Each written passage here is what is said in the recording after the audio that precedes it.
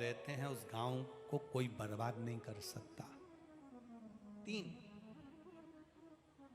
पहला, पतिव्रता धर्म को पालन करने वाली नारी।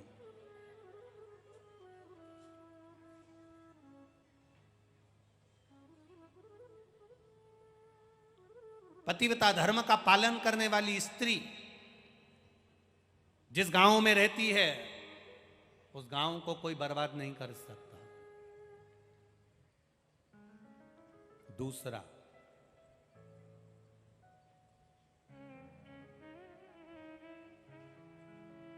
गांव में अगर कोई भगवान का भजन करने वाला, स्मरण करने वाला, भगवान की भक्ति करने वाला गांव में रहता है, उस गांव को कोई बर्बाद नहीं कर सकता।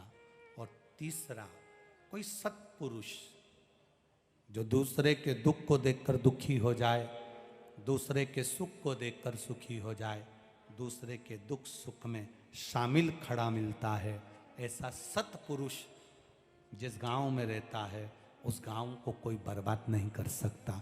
ये 3 हमारे गांव की रक्षा कर ले, गांव की रक्षा कर।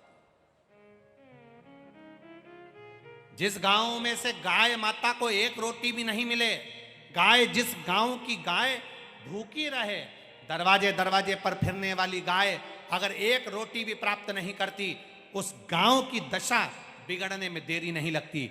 जिस गांव के दरवाजे पर गाय भूखी ना रहे, जिस गांव के दरवाजे पर किसी भी द्वार पे से एक रोटी भी अगर गौ माता को मिल रही है, वो गांव बर्बाद नहीं हो सकता। उस गांव में कभी बड़ी बीमारी प्रवेश नहीं कर सकती, वो गांव बचा रहता है।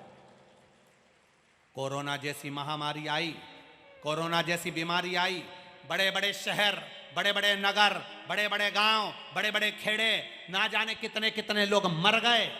पर कोई कोई गांव आपने भी देखा होगा, कुछ गांव तो आपके पास में भी होंगे, कुछ गांव आपसे लगे हुए होंगे, कुछ गांव जिस गांव में तुम रहते हो उसके पास में होंगे, कुछ गांव ऐसे हैं जिस गांव में कोरोना महामारी भी टच कर कर चली गई पर किसी की जान हानि नहीं हुई। अर्थात वहां कोई पतिव्रता धर्म का पालन करने वाली नारी रहती है, वहां कोई सत्पुरुष रहता है, वहां कोई भजन करने वाला सन्यासी, तपस्वी, साधक, उपासक, कोई संत, कोई साधु, कोई गुरुजन वहां निवास करता है। जिसके चरण पड़ते हैं वो रज उड़ती है, और उड़ी हुई रज ना जाने कितनों का कल्याण कर देती है। वो साधारण सी भूमि हो ही नहीं सकती।